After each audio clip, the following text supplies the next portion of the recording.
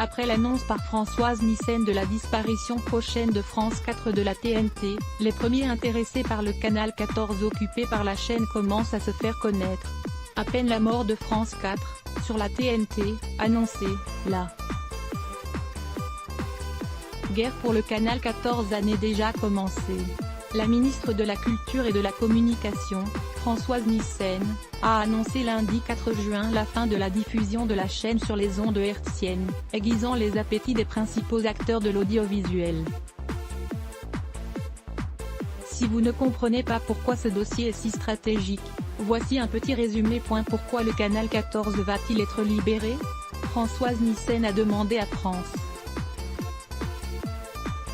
Télévisions de se délester d'au moins un canal hertzien, et c'est sur le canal 14, actuellement occupé par France 4, que le choix s'est porté.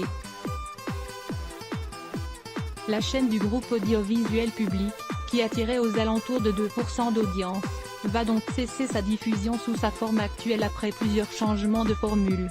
Elle va quitter la TNT au moment même où elle avait retrouvé son identité, analyse Philippe Bailly, du cabinet Pas Conseil, interrogé par l'AFP. Dernièrement, on comprenait mieux le positionnement de la chaîne, jeunesse en journée et plus familiale en soirée. La décision est critiquée au sein de la majorité, plusieurs députés émettent des réserves dans un rapport consulté par Le Monde, estimant que les enfants continuent de consommer la télévision de façon traditionnelle. Elle inquiète aussi les professionnels de l'animation, qui craignent une baisse des investissements de France Télévisions en la matière. Mais si la disparition de France 4 pourrait permettre d'économiser une quarantaine de millions d'euros, cette somme sera réinvestie intégralement dans les programmes. Selon France Télévisions, nous allons bâtir un champion industriel du numérique pour reconquérir le jeune public, a annoncé la ministre. Un nouveau média, sur Internet et à destination des 15-30 ans, devrait être créé à l'horizon 2019. Qui pourrait en profiter? C'est une place de choix qui se libère sur la TNT.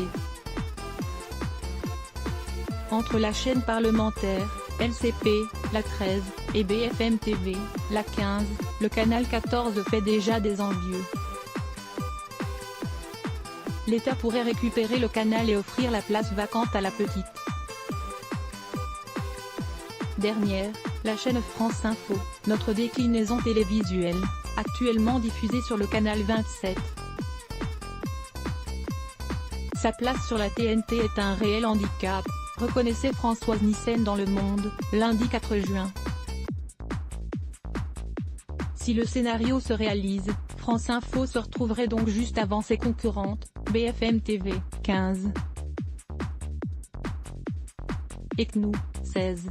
Un scénario inacceptable et inquiétant, a fait savoir BFM TV dans un communiqué lundi. C'est indigne, le gouvernement veut changer les règles pour toucher BFM TV qui marche bien, c'est insurgé Alain Way, fondateur de la chaîne et président d'Altis France, contacté par l'AFP.